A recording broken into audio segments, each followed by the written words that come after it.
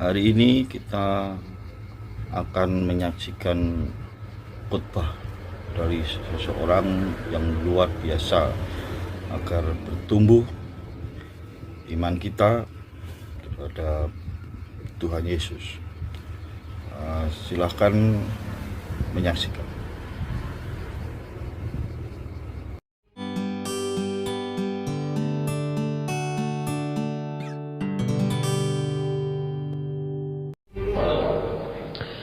Kita akan membaca firman Tuhan dari 1 Korintus pasal 15. 1 Korintus pasal 15. Kita akan membacanya dari ayat 1 sampai dengan ayat 10 secara berbalasan. 1 Korintus pasal 15 ayat 1 sampai dengan 10 sampai dengan 11, demikian firman Tuhan. Kebangkitan Kristus. Dan sekarang saudara-saudara, aku mau mengingatkan kamu kepada Injil yang aku beritakan kepadamu dan yang kamu terima dan yang di dalamnya kamu teguh berdiri. Ayat 2.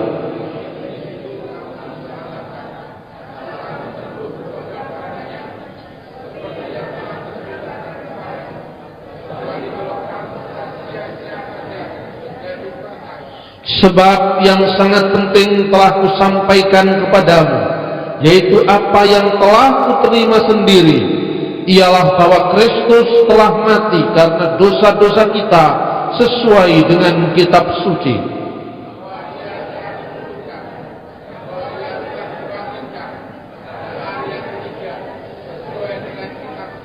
bahwa ia telah menampakkan diri kepada Kefas dan kemudian kepada ke-12 muridnya,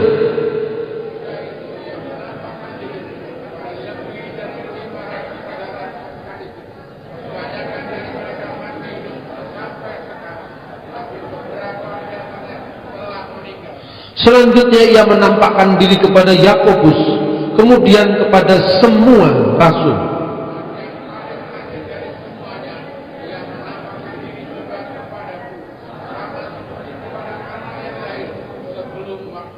Karena aku adalah yang paling hina dari semua rasul, bahkan tidak layak disebut rasul, sebab aku telah menganiaya jemaat Allah.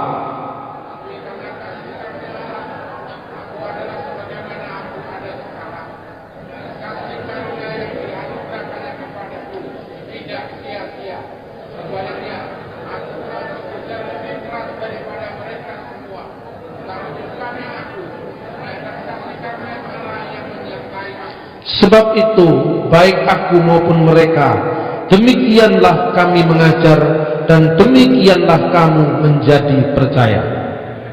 Saudara-saudara yang terkasih dalam Tuhan, tema malam hari ini saya kasih judul Kristus telah bangkit. Al-Masih Qom, itu bahasa Arabnya. Kristus telah bangkit. Dan ini menjadi lagu Paskah di gereja-gereja berbahasa Arab. Al-Masih khoma min bainil amwat wa wada'al mauta bil maut wa wahabal hayata lilladina fil kubur wa wahabal hayata lilladina fil kubur. Itu lagu Paskah dalam bahasa Arab. Lalu orang mengucapkan seruan Al-Masih Qom, Kristus telah bangkit. Haqqom, benar dia telah bangkit. Al-Masih Qom min bainil amwat, Kristus telah bangkit di antara orang mati. Dengan kematiannya dia telah menginjak-injak maut, telah mengalahkan kematian dan memberikan anugerah hidup kepada setiap orang yang mati dalam dosa, dibangkitkan kembali bersama dengan kekuatan kuasa kebangkitan Tuhan Yesus. Amin. Saudara-saudara, kita akan membaca dasar dari Kristus telah dibangkitkan secara historis. Jadi ada akar sejarah yang tidak bisa disangkal, baik itu dalam Alkitab maupun dalam sumber-sumber sejarah di luar Alkitab, bahwa Yesus telah mati pada masa pemerintahan Pontius Pilatus, Kata ahli sejarah abad pertama namanya Flavius Josephus. Pada masa pemerintahan Kaisar Tiberius, kata Tacitus ahli sejarah abad pertama. Jadi Yesus telah disalibkan pada masa pemerintahan Pontius Pilatus pada saat Kaisar Tiberius menjadi kaisar di sana. Ini bukti-bukti bahwa penyaliban Yesus adalah fakta yang tidak bisa disangkal oleh ahli-ahli sejarah pada abad pertama. Kemudian mengenai kebangkitannya, memang mereka tidak percaya dengan kebangkitan orang mati. Orang Yahudi mengarang cerita, katanya murid-murid Yesus telah mencurinya, dan dengan cara itu dia menyogok serdadu-serdadu Romawi. Itu tercatat dalam Injil Matius. Tetapi sekalipun mereka tidak bisa menyangkal fakta kebangkitan, ada sejarawan yang menulis melaporkan mengapa kekristenan itu tetap eksis. Josephus adalah sejarah Yahudi yang menulis tahun 93 Masehi. Jadi sangat dekat dengan peristiwa 60 tahun setelah peristiwa Pentakosta, pencurahan Roh Kudus atau Yesus naik ke surga sebelumnya. 60 tahun. Apa nggak bisa dipercaya sekarang? Saya mau katakan, Sumpah Pemuda tahun berapa? 1928. Sekarang kalau ada orang nulis Sumpah Pemuda, siapa yang tidak percaya? Karena saksi-saksi hidupnya masih bisa dilacak. Pak Yamin punya anak, Bung Karno punya anak, Kiai Haji Maskur punya anak, punya cucu, masih bisa dilihat. Dan catatan-catatan sejarah zaman Sumpah Pemuda masih bisa dilihat di perpustakaan Leiden. Begitu juga ketika Yesus disalibkan pada tanggal 14 bulan Nisan tahun 33 Masehi. Yesus disalibkan pada saat Paskah Yahudi, dia disalibkan. Data-data, dokumen-dokumen tentang eksekusi Yesus masih tersimpan saat Flavius Josephus menulis tahun 93. Nah, oleh karena itu Josephus mengatakan, Yesus itulah yang sudah disalibkan pada masa pemerintahan Pontius Pilatus. Tetapi murid-muridnya tidak berhenti mengasihi dia. Karena apa katanya? Mereka melaporkan berarti Josephus tidak percaya dengan laporan itu. Mereka melaporkan bahwa Kristus yang sudah mati itu bangkit kembali pada hari ketiga dan menampakkan diri kepada mereka. Itulah sebabnya mereka semua masih eksis sampai hari ini.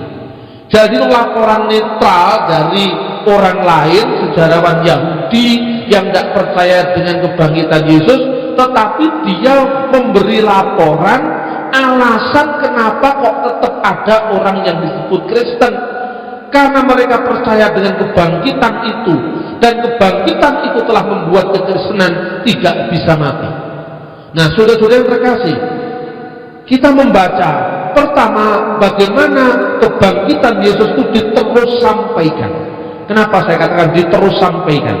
Paulus mengatakan itu ketika dia menggunakan kata-kata Injil yang kuberitakan kepadamu. Yang kuberitakan kepadamu itu di dalam bahasa Yunani, bahasa aslinya digunakan kata paredoka garumin. Paredoka yang disampaikan garumin kepadamu. Kenapa? Kata paradosis, paredoka itu artinya yang diteruskan secara tanpa putus maksudnya. Jadi saya berikan contoh bagaimana kebangkitan disampaikan secara tanpa putus. Maria Magdalena adalah saksi kebangkitan pertama, seorang perempuan yang dipilih Yesus untuk mengetahui pertama kali bahwa Yesus bangkit.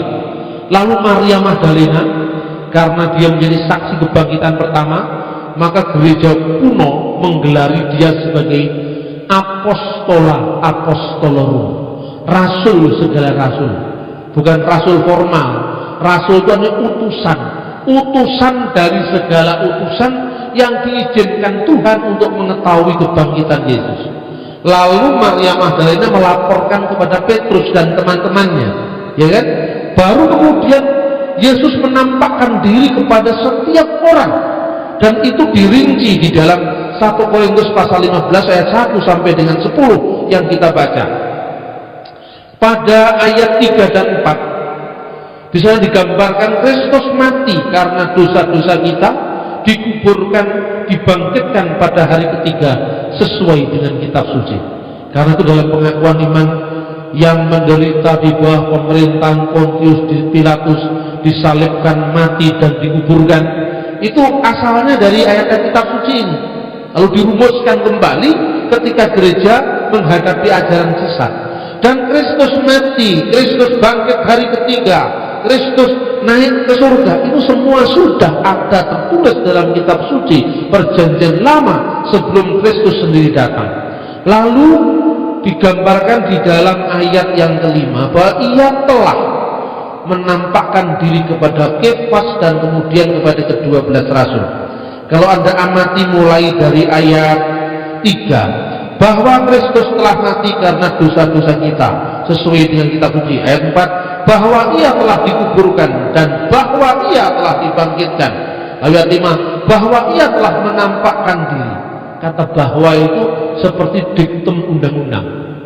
Ini menunjukkan bahwa ada poin-poin yang di stressing atau yang ditekankan. Jadi stressingnya adalah ada poin-poin yang dipentingkan, bahwa kemerdekaan adalah hak segala bangsa.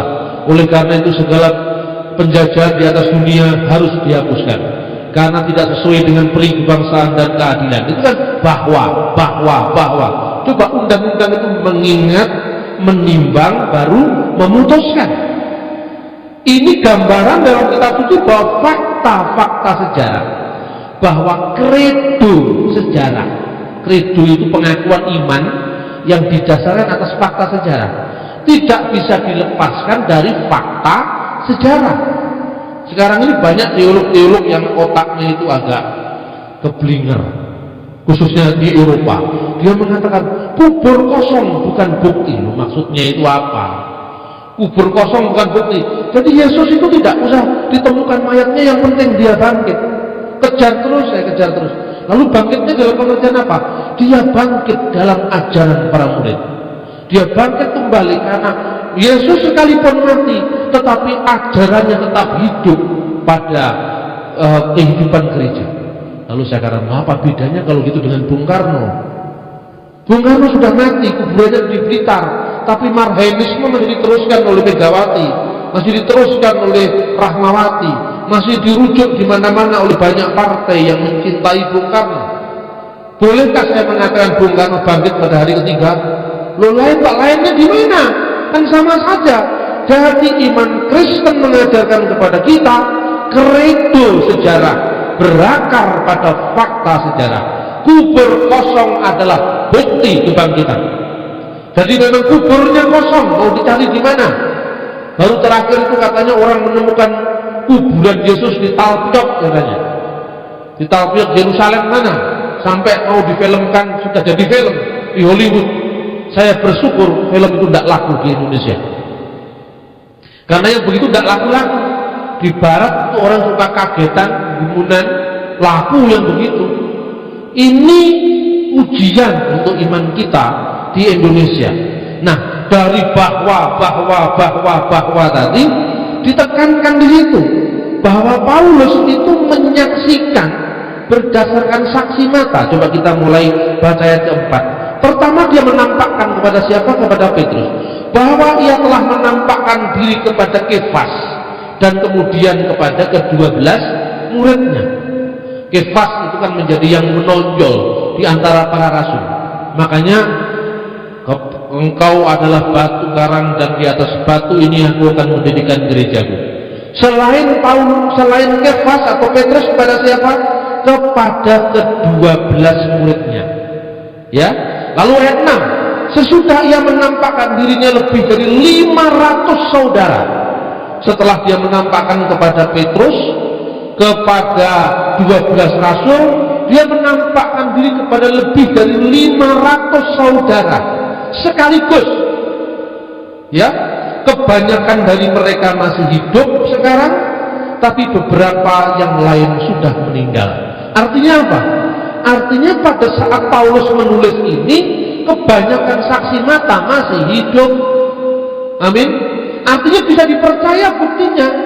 Berarti 1 Korintus pasal 15 ini atau 1 Korintus seluruhnya ditulis ketika kebanyakan dari 500 orang yang menyaksikan kebangkitan Yesus itu masih hidup, meskipun beberapa yang lain sudah mati. Jadi seandainya Paulus itu bohong seperti yang dituduh oleh beberapa teolog yang sekarang ini ada loh gerakan di Indonesia, gerakan Kristen yang menolak kerasulan Paulus. Ini memang gendeng mangan semir ini. Ini betul sudah mulai masuk di Indonesia. Mereka nggak suka dengan Paulus. Ini sudah mulai masuk. Dan mereka yang bikin gini ke Yahudian lebih Yahudi ketimbang orang Yahudi. Katanya Paulus itu bukan rasul, karena kalau belajar tidak tuntas akhirnya sudah kacau balau. Kita lihat pertama bahwa sebagian dari besar dari mereka itu masih hidup. Berarti kalau Paulus bohong tentu akan mudah cek and recheck, melacaknya akan mudah. Nah, jadi kerasulan Paulus disaksikan rasul-rasul yang lain dan saksi mata. Itu jelas. Salah seorang yang menjadi promotor Yesus itu tidak bangkit secara jasmani, itu pendeta Yohanes Rahmat, pendeta dari GKI, tapi sekarang sudah dipecat dari sinode GKI. Nah, pendeta Yohanes Rahmat itu mengatakan kubur kosong bukan bukti, karena itu mitos. Mujizat juga adalah mitos. Saya ditanya oleh seorang Kristen yang ragu ketika dia membaca di Kompas tulisannya Yohanes Rahmat. Saya jawab ini, kamu percaya kalau mujizat itu ada? Saya percaya, Pak, tapi ini kan yang nulis orang pinter, Pak. Nah, kalau sudah gini tuh gimana ya? Kadang-kadang saya mikir, wah, berarti orang awam itu kalau yang ngomong ahli, yang dianggap ahli, dia masih, meskipun dia punya pengalaman tapi ragu, kan ini kan orang pintar.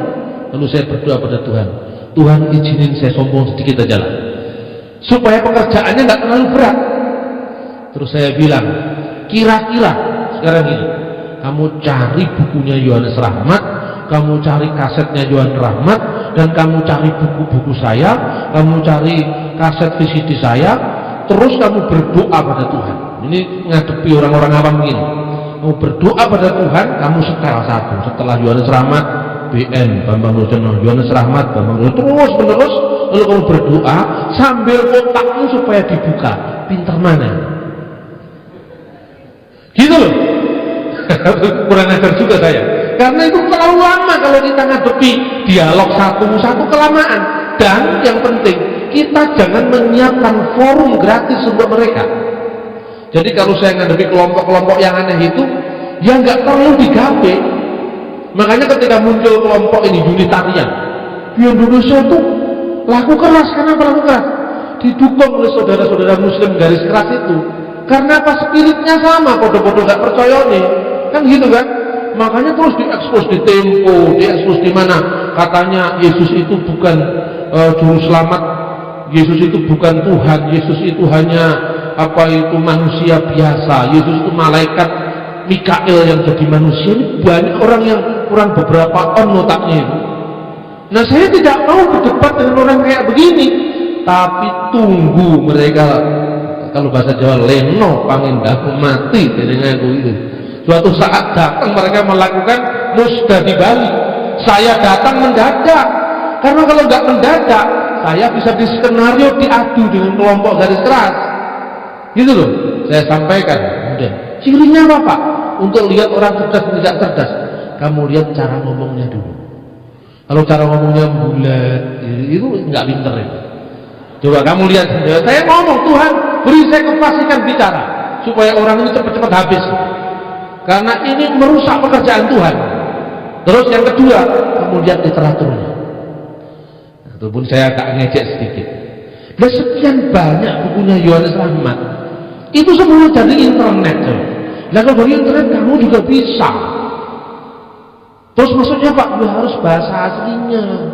Misalnya kita ngomong Yosefus bahasa Yunani, ngomong Talmud bahasa Ibrani, itu baru kamu percaya. Nah ini apalagi pemimpinnya gereja global Indonesia yang saya presetkan, sering saya presetkan, gereja global Indonesia, itu pusatnya di Semarang. Itu nulis buku judulnya Persahabatan Umat Allah, intinya menyangkal doktrin Tritunggal, menyangkal Divine of Jesus Christ. Bukunya nggak sampai 30, semua judulnya bahasa Indonesia. Nah sudah, kamu minta bantuan Roh Kudus. Kalau kamu masih meragukan ajaran gereja gara-gara ini orang pintar Pak, pintar mendidik aku, itulah cepat gitu. Saya begini, saya ngomong sama Tuhan, Tuhan izinkan saya bermegah dalam Kristus karena kerjaan saya terlalu lama kalau ngadepi golongannya Melkiades begini. Ini gereja sudah berat tugasnya, dimunculkan ajaran yang aneh-aneh seperti ini, meragukan kerasulan Paulus, menolak 13 surat Paulus, dan ini sudah mulai beredar. Sudah terkasih dalam Tuhan. Lalu mereka membuat teori, kelompoknya Yohanes Rahmat ini bikin teori bahwa Paskah itu hanya terjadi pada pengalaman rohani para murid. Dengan kata lain, para murid itu ya seperti murid-muridnya Marhaenisme Bung Karno itu. Bung Karno hidup, ya hidup tadi malam ketemu sama saya dalam mimpi. Nah kalau gitu mbahmu ya iso ketemu dalam mimpi. Kelihatannya santun, kelihatannya intelektual, tapi ini merendahkan Yesus pada taraf yang sangat-sangat memprihatinkan. Lalu kenapa mereka tidak membaca dokumen-dokumen sejarah? Kenapa mereka tidak bisa melacak bukti-bukti historis yang begitu kencang, keras membuktikan bahwa Yesus sudah bangkit dari antara orang mati? Nah, kerasulan Paulus dibenarkan oleh lebih dari 500 orang yang menyaksikan itu, kebangkitan Yesus itu. Karena waktu Paulus menulis ini, 15 orang itu 500 orang yang mengalami penampakan Tuhan Yesus sebagian besar masih hidup, apalagi Petrus masih hidup, Yakobus masih hidup. Jelas itu tampak dari Kisah Rasul pasal 15. Nah saudara-saudara yang terkasih dalam Tuhan, lalu ada kelompok-kelompok itu yang bikin cerita. Ceritanya begini, Pauline Christianity itu berbeda dengan yang dinamakan oleh mereka Judeo Christianity. Judeo Kristiani itu kekristenan Yahudi yang dipimpin oleh Yakobus di Yerusalem. Yakobus saudara Yesus. Sementara Pauline Christianity adalah Pauluslah pendiri agama Kristen yang sekarang. Jadi yang namanya gereja kita ini, apa itu Katolik, apa itu Ortodok, Protestan, Pentakosta, apa itu Karismatik, itu semua adalah agama ciptaan Paulus, bukan yang diajarkan oleh Yesus. Sejak tahun 80-an sudah ada buku yang macam begitu. Saya dapat itu di tempat loak itu, terbitan 80-an. Tulisnya Michael Hart, 100 tokoh yang terkemuka di dunia. Nomor 1 adalah Nabi Muhammad. Yesus kalau tidak salah itu nomor 3. Nah ini, tapi untung orang Kristen tidak marah. Tapi ketika Aswendo bikin 10 tahun kemudian marah sampai dihukum 5 tahun di penjara, ya sudah tidak apa-apa. Tapi justru kalau ngadepi orang yang pemarah begini, kita harus lebih cerdas. Gimana caranya, saudara-saudara? Lalu bikinlah teori Paulus ini pemalsu ajaran Yesus. Paulus mengarang-arang tentang Tritunggal, mengarang-arang tentang keilahian Yesus, mengarang-arang tentang kebangkitan Yesus. Ini bukan ajaran para rasul yang 12, tapi ajaran Paulus. Saya sungguh prihatin karena banyak sekolah-sekolah teologi, karena mau dianggap modern, ikut-ikutan yang seperti ini. Makanya saya katakan tadi, kalau saya ngomong Tuhan izinkan saya sombong sedikit, itu supaya kerjaannya tidak terlalu berat. Karena orang itu bermain dengan opini. Makanya hati-hati kalau Anda ditokohkan. Agar Anda mulai ditokohkan, mulai didengar banyak orang, salah itu dianggap benar sama pengikut kita.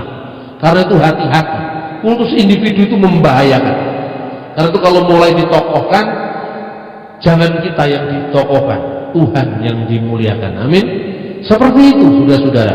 Inti ajarannya apa? Katanya Paulus itu bertentangan dengan ajaran para rasul. Mengapa? Karena Paulus mengatakan bahwa tidak perlu kita tunduk pada hukum Taurat, makanya dibuat teori pertentangan Yakobus dan Paulus. Kapan teori itu dibuat? Oleh seorang ahli perbandingan agama, seorang teolog, ya Protestan tentu saja, tahun 1890-an. Itu baru tahun itu. Terus saya ngomong dengan ini. Jadi ajaran para rasul, muridnya para rasul, murid dari muridnya para rasul, bapak-bapak gereja, ini mau dikalahkan oleh orang yang bernama Ferdinand Baur tahun 1890 yang lebih muda dari zamannya Pangeran Diponegoro. Ayo sekarang pilih mana? Kalaupun ada seorang yang hidup pada abad 16 mengatakan merubah ajaran Alkitab dari abad pertama, saya tidak akan percaya. Tapi cara saya mengejek menarik. Saya bilang, tahun berapa itu munculnya? Ya Pak, tahun 1500 sekarang. Itu sudah kuno. Kuno Pak. Tahun 1500. Katanya ada penemuan Injil Turki yang usianya 1500 tahun. Saya cek begini. Portugis mendarat di Malaka tahun berapa? 1511. Lu itu zaman Portugis kuno. Nggak kuno itu, yang kuno itu abad pertama. Baru kuno. Baru zaman VOC sudah bingung. Ini akibatnya apa? Kita ini miskin informasi. Nah, lalu dibuat Paulus bertentangan dengan Yakobus. Tidak ada bukti sejarah bahwa Paulus bertentangan dengan Yakobus. Kecuali soal teknis itu wajar kan? Yakobus, Barnabas sama Paulus. Satunya ingin menyertakan Markus dalam pelayanan, satunya tidak. Itu kan persoalan teknis. Sama dengan Pak Bambang mau pelayanan di mana? Jakarta. Melu aku Pak Ujo, rasa melu. Lihat gue melu gue ngurusui lah. Ya pakai itu ajaran. Ini kan soal teknis kan? Kenapa beliau dipersoalkan, diperuncing? Padahal bukan substansi ajaran. Nah, lalu tahun-tahun yang itu, tahun 1907, 1910, itu ditemukan dokumen-dokumen gereja yang namanya Apostolic Fathers. Ini merupakan pukulan telak terhadap teologi liberal. Karena apa? Penemuan yang namanya Epistle of Barnabas, itu surat kiriman yang diatasnamakan Barnabas, kemungkinan ditulis di Iskandaria tahun 90 Masehi, sejaman dengan Injil Yohanes, tapi bukan Alkitab. Kemudian penemuan surat-surat Ignatius. Ignatius itu siapa? Ignatius itu muridnya Rasul Yohanes di Antioquia. Penemuan surat Clement dari Roma. Siapa Clement dari Roma? Clement dari Roma itu adalah muridnya Petrus dan Paulus. Selama ini kita hanya tahu namanya di Filipi pasal 4 ayat 2. Ternyata suratnya Clement ditemukan pada tahun itu.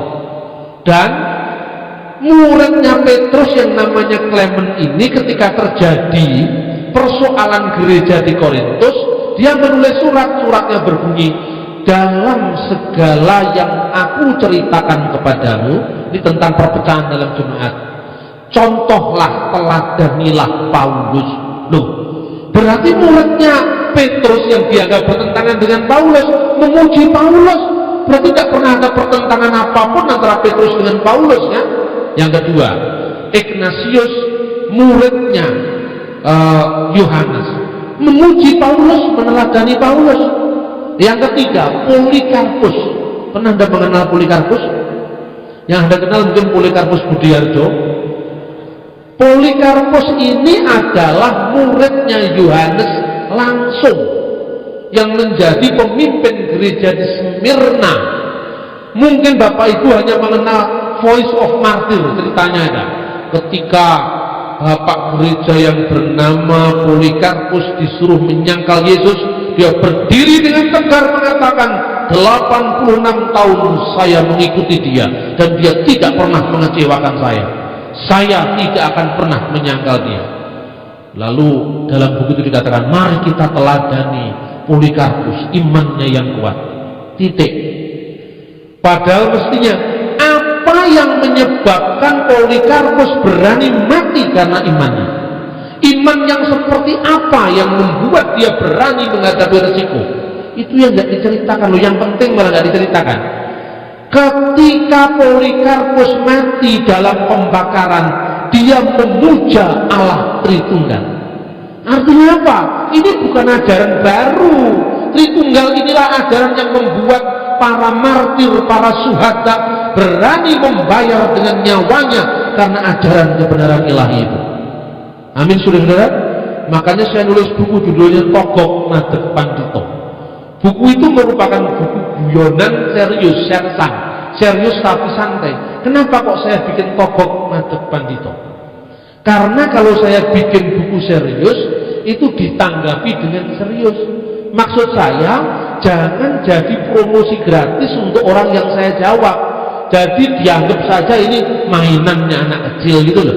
Tapi dijawab dengan cara yang sangat argumentatif. Jadi tidak ada bukti bahwa Paulus bertentangan dengan para rasul yang lain. Lebih-lebih di sini dijelaskan soal kebangkitan, hampir kurang lebih 500 orang, dan sebagian dari 500 orang itu mereka masih hidup meskipun sebagian kecil sudah mati. Lah kapan Paulus mulai bertentangan dengan gereja di Yerusalem? Ini sejarahnya. Baru tahun 135 Paulus sudah tidak ada itu. Tahun 135 di Israel terjadi pemberontakan yang namanya pemberontakan Bar Kokhba. Dia mengaku Mesias, mau ingin membebaskan Israel dari penindasan Romawi. Pemberontakan Bar Kokhba bisa dipukul mundur oleh pemerintah Roma, dan kemudian orang Kristen semakin sulit posisinya. Sejak orang Kristen sulit posisinya itulah maka gereja di Yerusalem, ya, yang dipimpin oleh masih kerabatnya Yesus setelah Yesus tidak ada itu, pindah atau hijrah ke kota yang namanya Pela di seberang Yordan. Catatan sejarah ini ditulis oleh Eusebius, seorang sejarawan pertama gereja tahun 340 Masehi. Mereka kemudian pindah ke Transjordan, kota namanya Pela. Hasil penggalian dari Ordo Fransiskan tahun 1930-an ditemukan situs Pela itu pada tempat yang sekarang namanya Jabal Fahin di Yordan. Saat itu gereja Yerusalem yang berlatar belakang Yahudi itu terpecah jadi dua. Satu yang namanya kelompok Nasrani, kelompok Kristen yang punya kebudayaan Yahudi, melaksanakan sunat, melaksanakan kosher itu makanan yang haram dan yang halal menurut Imamat pasal 11. Tetapi mereka mengakui Paulus, mengakui kelahiran Yesus dari seorang perawan, mengakui ketuhanan dan keilahian Yesus, tetapi mereka berperilaku hidup seperti orang Yahudi karena mereka memang Yahudi. Hanya saja mereka tidak memaksakan kepada orang yang bukan Yahudi mengikuti mereka. Berarti dengan demikian fakta ini menunjukkan kebenaran catatan kisah para rasul pasal 15. Ketika terjadi persengketaan antara orang Kristen Yerusalem dan Kristen Antioquia, orang Kristen Antioquia yang latar belakangnya non Yahudi dibebaskan dari hukum Yahudi. Tetapi bagi mereka yang Yahudi, tidak makan babi silakan, tapi jangan paksa orang tidak makan, ya toh. Kalau dia mau sunat silakan, tapi jangan paksa orang lain sunat. Masing-masing diberi hak untuk menentukan. Kemudian setelah tahun 135 itulah orang-orang Ebionit muncul. Lah Ebionit inilah sekte pecahan dari gereja Yerusalem, dari Judeo-Christianity yang menolak kerasulan Paulus, menolak keperawanan Maria. Ini baru tahun 135, tidak pernah ada pada gereja purba. Nah, tolong ini dicatat supaya kita tidak gampang bingung kalau menghadapi kelompok-kelompok yang sekarang mau mendelete 13 surat Paulus dari perjanjian baru. Bakatmu apa? Kok mau buat surat Paulus terulas itu? Pinter rapati pinter kemlelet. Ini banyak orang yang model kayak begini. Nah, saudara-saudara, setelah dia menampakkan kepada Kefas dengan 12 rasul dia menampakkan pada 500 orang, ayat 7. Lalu dia menampakkan kepada siapa? Selanjutnya ia menampakkan diri kepada Yakobus. Yakobus siapa ini? Maksudnya Yakobus saudara Yesus. Kemudian kepada semua rasul. Loh, pada ayat 5 kan sudah ada ke-12 rasul, lalu semua rasul. Ini maksudnya 70 rasul yang lain yang dikisahkan dalam Lukas pasal 10. Jadi murid Yesus itu ada dua kloter. Kloter yang pertama jumlahnya 12, kloter yang kedua jumlahnya 70 rasul. Di antara 70 rasul itu misalnya Barnabas. Barnabas itu rasul Yesus yang ke-70. Siapakah Barnabas? Barnabas pamannya Markus penulis Injil, itu ada dalam Alkitab. Lalu Barnabas itu orang Siprus yang menjual harta miliknya diberikan kepada gereja di Yerusalem. Kakaknya namanya Maria. Karena banyaknya nama Maria dalam Alkitab, maka dalam Kisah Rasul diceritakan Maria ibu Yohanes yang disebut Markus itulah kakaknya Barnabas. Barnabas termasuk 70 rasul yang namanya tidak disebutkan kalau dia 70 rasul, tetapi dicatat oleh bapak gereja yang hidup sejaman dengan muridnya rasul, yaitu Clement dari Alexandria. Ini sejarah gereja itu masih utuh, ada semua. Cuman karena kita belajar dari sumber sekunder, kita belajar sejarah gereja itu kan sejak tahun 1517 setelah reformasi Protestan. Coba Anda baca bukunya Berkop. Bukunya Berkop sejarah gereja, tebalnya kira-kira 500 halaman itu. Itu gereja barat sejak reformasi 1517 sampai sekarang itu tebal sekali. Tapi gereja Purba yang ketuhanan Yesus, keilahian Yesus Tritunggal dirumuskan pada masa jarak 1500 tahun sebelum 1517 itu cuma kira-kira 30 lembar. Fair apa enggak?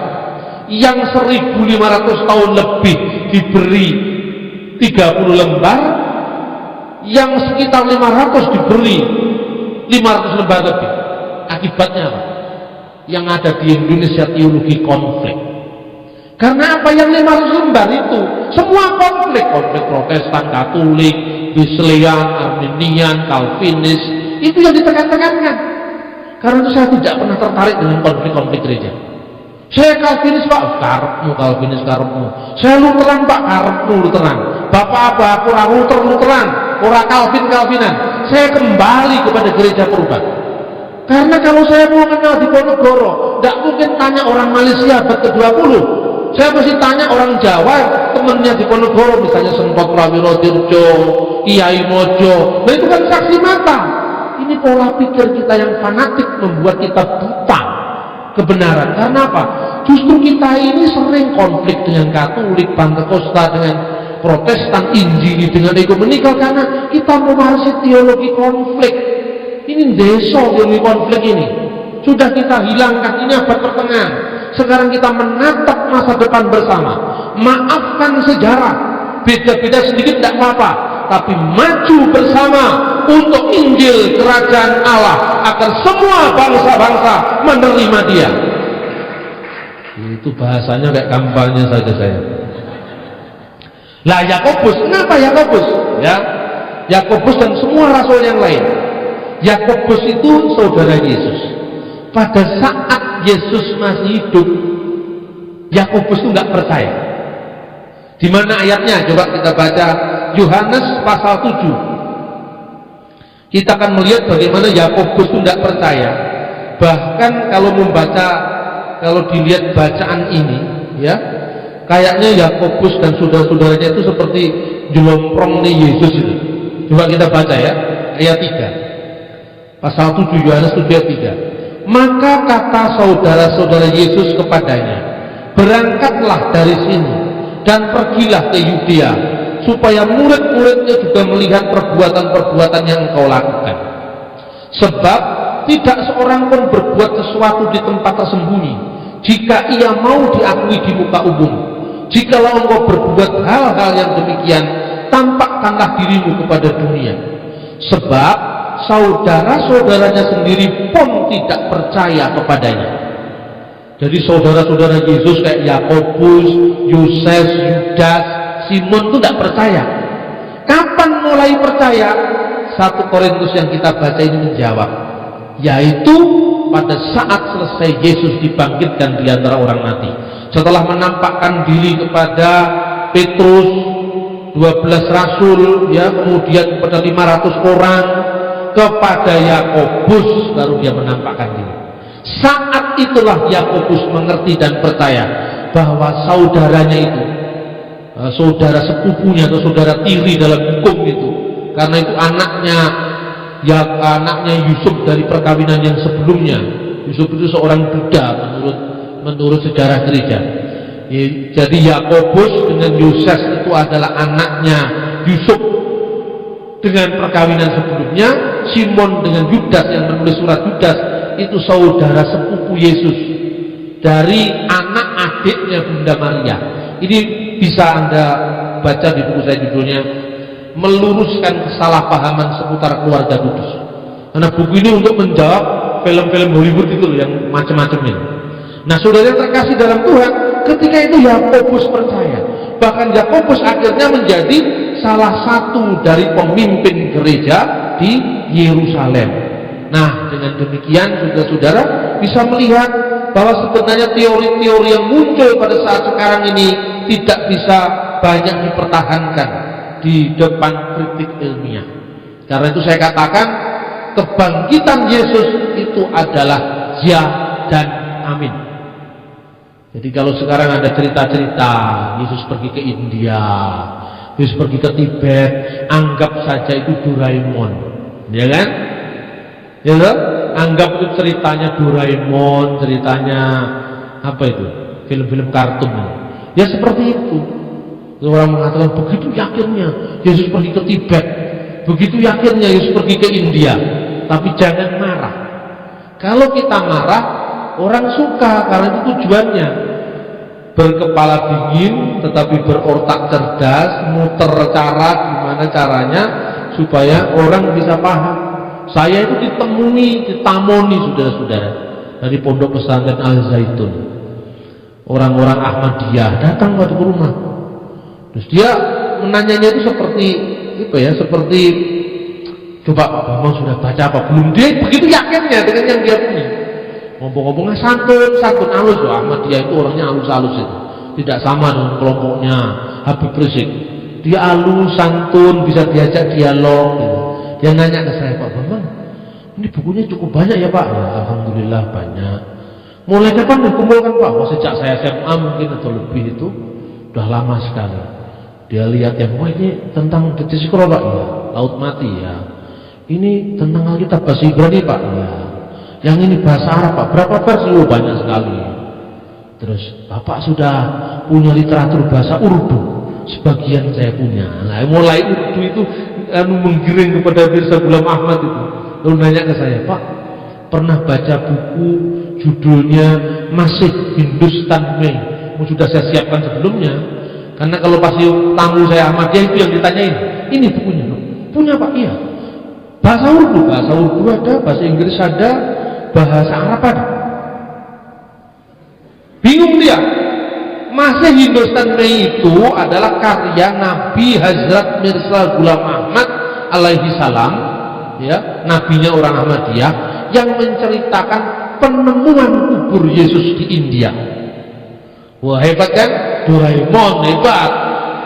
Nah, kemudian nanya ke saya, menurut Bapak gimana? Saya hati-hati sekali saya ngomong. Ya ini menarik sebagai satu wacana, menarik sekali.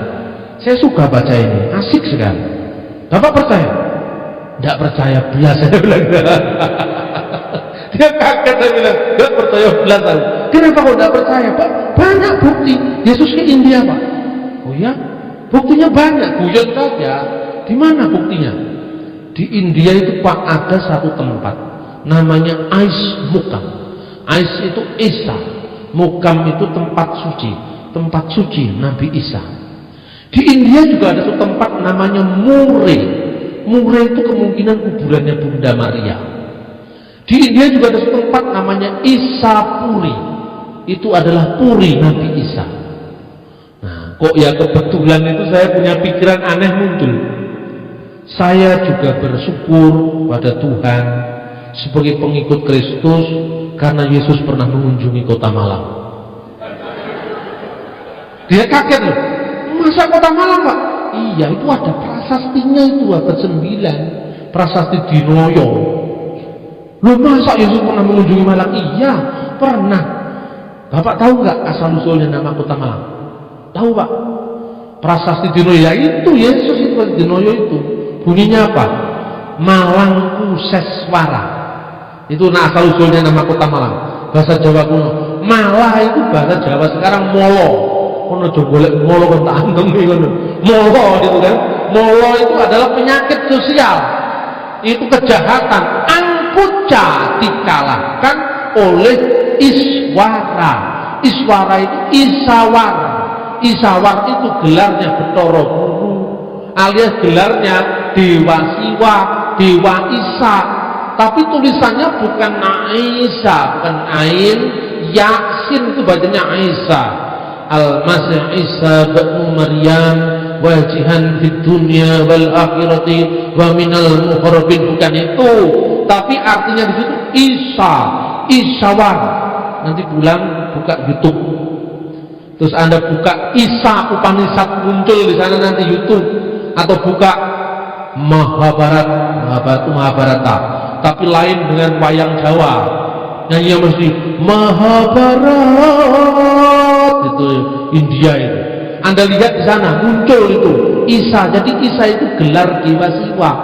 Jadi saudara-saudara, dalam rangka ini pesan untuk jemaat ini, dalam rangka seringnya muncul informasi yang tumpang tindih tentang iman Kristen, apa yang kita lakukan? Jangan mengambil kesimpulan sebelum Anda tanya kepada ahlinya. Jangankan kok Anda sebagai seorang jemaat biasa, pendeta besar pun kalau bukan ilmunya bisa salah. Pendeta besar loh ini, KKR di mana-mana, dia bisa dipakai Tuhan untuk kebaktian, kebangunan rohani, pengusiran setan, penyembuhan. Tapi kan dia bukan arkeolog, tapi kan dia bukan ahli bahasa, tapi dia kan bukan ahli filologi perbandingan bahasa. Salah. Akhirnya tidak mau menyebut kata Allah, hanya mau menyebut kata Yahweh. Loh ini padahal pendeta besar, tapi karena kurang belajar. Terus Pak ini Pak, pendeta A ini Pak sudah dipulihkan, kok Bapak belum dipulihkan? Saya tanya, dipulihkan maksudnya pendeta itu sudah dipulihkan, sakit apa? Dia bilang, tidak sakit Pak, dipulihkan karena sudah menyembah nama Yahweh Pak, sudah meninggalkan dewa Allah. Dewa Allah apa maksudnya? Allah itu kan dewa. Bukan, saya bilang. Bapak kenapa tidak dipulihkan? Saya tidak sakit kok, pikiran saya sehat terus, kenapa dipulihkan? Dan saya tidak peduli karena apa? Banyak kita ini mengagumi orang karena bukan ilmunya. Kalau Anda tanya ke saya ya tentang misalnya teologi pastoral, itu bukan ilmu saya, karena saya itu orang tidak pernah telaten, kurang ramah, tidak telaten. Coba Anda ngajak saya sehari-hari ngomong, bukan saya sombong, saya nggak bisa ngomong, ngobrol sehari-hari saya nggak bisa. Cerita apa saya nggak ngerti kalau Anda ajak cerita soal sehari-hari. Jangan kau dengan orang lain, dengan mertua saja saya bingung ngomong, saya nggak nyambung saya kalau ngomong. Tapi kalau dia mulai tanya tentang soal politik, soal budaya, soal agama, semalam saya tidak bisa diam, gitu loh. Jadi memberikan sesuatu kepada ahlinya, kalau tidak rusak. Itu satu. Kedua, untuk niteni, ya, untuk niteni ini benar apa enggak, kira-kira lihat gaya orangnya dulu. Kalau tidak meyakinkan itu biasanya mesti tidak benar itu. Tapi Anda tanya pada Roh Kudus, kan? Ini benar apa enggak sih? Perejengannya kok tidak meyakinkan ini, kelihatannya salah ini, tapi kok ngapalnya benar. Nah, Anda tanya, Anda tidak bisa bahasa Arab, bahasa Yunani, ya tanya ahlinya, minimal tanya ke sekolah Alkitab yang ahlinya itu. Ketiga, soal bahasa. Soal bahasa ini sering mirip-mirip, tapi yang mirip belum tentu itu asal usulnya. Kuncinya apa? Minimal Anda buka Google, lihat keserumpunan bahasa, atau lihat peta sengketa di Timur Tengah misalnya, Syria, Yordan, Arab Saudi, Israel, ini kan satu tetangga, ini masih satu rumpun. Terus Anda lihat Mesir bahasa resmi Arab, Israel bahasa resmi Ibrani, Arab, Inggris misalnya. Terus Anda lihat, oh ternyata bahasa ini serumpun. Di situ baru boleh Anda bisa melakukan kajian misalnya gini. Orang Jawa, orang Sunda, orang Bali mesti bahasanya serumpun karena akarnya sama, Jawa kuno. Benar apa enggak? Bahasa Melayu, bahasa Indonesia dengan bahasa Malaysia sekarang itu mesti serumpun. Meskipun jangankan kok Malaysia dengan Indonesia, sesama bahasa Indonesia yang bagian barat dengan bagian timur beda. Gak percaya Anda kalau orang timur Golongan Ambon, Saparua ngomong itu istri saya kan, itu beta punya istri kan, itu saya punya istri, dibalik-balik ngomongnya istri saya, itu kan Jawa. Orang Batak ngomongnya lain. Apa orang Batak bilang? Coba tengok, menengok siapa yang sakit. Nah, itu menengok orang Indonesia kayak Jawa gini, kalau menengok itu menengok sampai tengok. Bukan Pak tengok itu lihat. Oh, tak pikir menengok orang sakit. Ini bisa serumpun. Sekarang Arab dengan Ibrani. Orang Arab menyebut torik artinya jalan. Orang Ibrani derek artinya jalan. Derek dengan torik itu satu rumpun. Sekinah dengan sakinah satu rumpun. Ehad dengan ahad satu rumpun. Seperti derek dengan torik itu jelas asal usulnya dulu bahasa perubahannya sama. Tetapi jangan sekali-kali Anda mengatakan derek itu sama dengan derek bahasa Jawa. Itu tidak ada kaitannya. Nggak bisa itu ada di sana. Pak, di sana ada gerbang Jawa Pak, Jawa Gate. Oh, itu dulu orang Jawa yang mendirikan itu. Orang Jawa dari Wonosobo yang mendirikan di Israel kan diketawain orang. Begitu juga Isa di India dengan Isa dengan Isa itu nggak ada kaitannya, karena Isa itu adalah dewa siwa.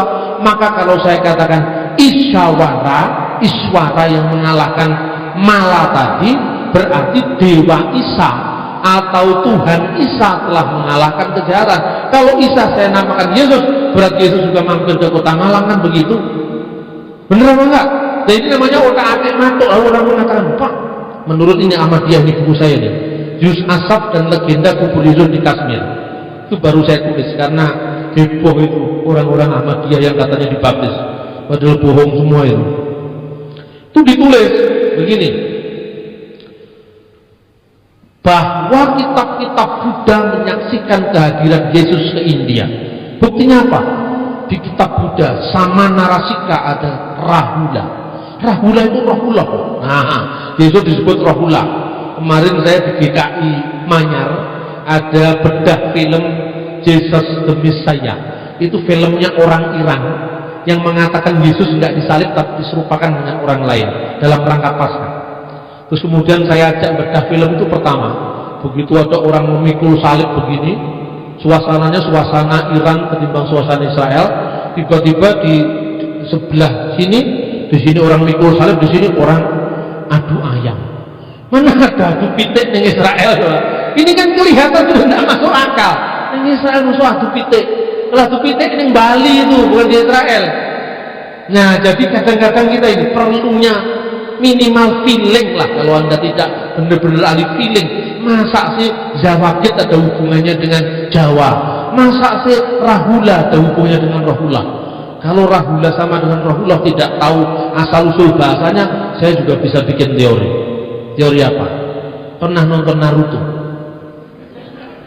Naruto itu asalnya dari mana? Bisa-bisa orang Jawa ngomong Naruto itu ya asalnya ternyata dari Jawa Pak. Masa dari Jawa? Iya, Naruto itu asalnya Naruto Pak ini. Naruto sama Naruto kan mirip. Orang Bali tidak mau kalah. Tidak beli yang benar tuh, bukan Naruto. Itu orang Buleleng itu Naruto. Namanya Iwayan Naruto, rusak. Nggak ada kaitannya, dikait-kaitkan. Jadi saudara-saudara, kesimpulan saya, kebangkitan Yesus itu disaksikan bukan hanya oleh Alkitab, tetapi oleh sejarah, dan itu benar adanya. Karena itu teguhkan iman kita, berdiri teguh di atas batu karang, yaitu Yesus Kristus sendiri, maka kita tidak bisa diombang-ambingkan oleh berbagai macam pengajaran, dan kita tetap teguh beriman Dia adalah Tuhan dan Allah. Saya ajak kita bangkit berdiri, kita ikrarkan pengakuan kita. Yesus Tuhan dan Allah kami. Biarlah ini menjadi pengakuan iman kita ketika kita menghadapi berbagai macam angin pengajaran yang bertiup kencang melanda gerejanya. Kita diteguhkan, kita dikuatkan, kita berakar pada firman Tuhan bahwa Yesus adalah kebenaran dan hidup, bahwa Dia adalah jalan menuju kepada Bapa satu-satunya. Yesus Tuhan dan Allah kami, Engkau layak menerima